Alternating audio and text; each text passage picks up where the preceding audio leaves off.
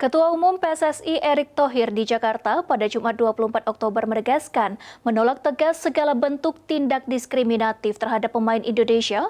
Ia juga mengingatkan untuk menjaga kondisi para pemain agar dapat meningkatkan kualitas pemain.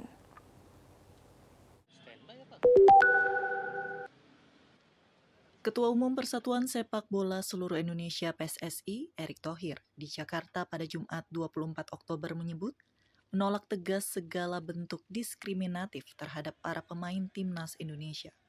Dalam konferensi pers di Stadion Utama Gelora Bung Karno, Jakarta, Jumat 24 Oktober 2025, Erick menyebut sikap rasis dan tindakan diskriminatif bertentangan dengan nilai kebangsaan dan semangat persatuan Indonesia.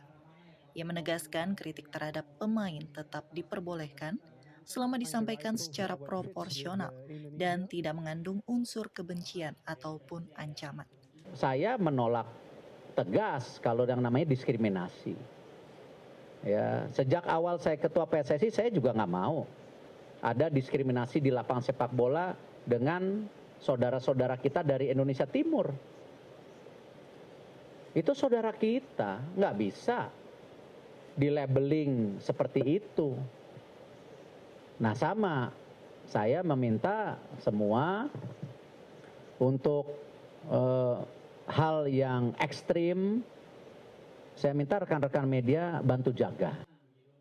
Lebih lanjut, Erick menyampaikan PSSI terus memperkuat upaya perlindungan terhadap pemain dari segala bentuk tindakan diskriminatif, termasuk ancaman fisik dan verbal, untuk menjaga nama baik sepak bola Indonesia di kancah internasional. Dari Jakarta, Rian Rahman, Angga, Kantor Berita Antara mewartakan.